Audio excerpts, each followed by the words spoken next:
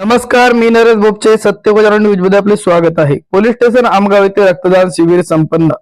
गोंदिया जिल्हा पोलीस दल व HDFC बँक यांच्या संयुक्त विद्यमानाने दिनांक 26 नोव्हेंबर रोजी संविधान दिन निमित्त तसेच मुंबई शहर येथे आतंकी हल्ल्यात शहीद झालेल्या पोलीस अधिकारी, अंमलदार, निष्पाप नागरिक व विदेशी नागरिक यांच्या स्मृतीपर्यंत लोककल्याण कार्यास सहकार्य करण्याकरिता दिनांक 26/11/2024 रोजी सकाळी 9 ते सायंकाळी 5 पर्यंत पोलीस स्टेशन आमगाव येथे रक्तदान शिबिर संपन्न झाले असून यामध्ये आमगाव पोलीस स्टेशनचे अधिकारी, कर्मचारी व पोलीस पाटील यांनी रक्तदान करण्यास सहभाग घेतला असून गोंदिया जिल्हा शिवसेना जिल्हा प्रमुख सुरेंद्र नायडू यांच्या पुढाकाराने युवा सेनाच्या अनेक युवकांनी रक्तदान केले. त्याचप्रमाणे बजरंग दलचे बालाराम व्यास व भाजपाचे नरेंद्र वाजपेयी यांच्या सुद्धा पुढाकाराने अनेक युवकांनी रक्तदान केले असून यामध्ये एकूण 80 रक्तदात्यांनी रक्तदान करण्यास सहभाग नोंदवले आहे.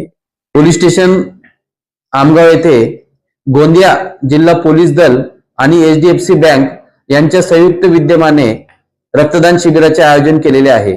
हे रक्तदान शिबिर माननीय पोलीस अधीक्षक गोरख भांबरे साहेब, माननीय अप्पर पोलीस अधीक्षक नित्यानंद झा साहेब आणि माननीय उपविभागीय पोलीस अधिकारी प्रमोद मडामे साहेब यांच्या मार्गदर्शनाखाली रक्तदान शिबिर घेण्यात येत आहे. या रक्तदान शिबिराकरिता राजकीय सामाजिक क्षेत्रात अग्रेसर असलेले आमगाव येथील सुरेंद्र नायडू, बाळाराम व्यास आणि नरेंद्र वाजपेयी यांनी भरघोस मदत केली आहे आणि मोलाचे सहकार्य केलेले आहे.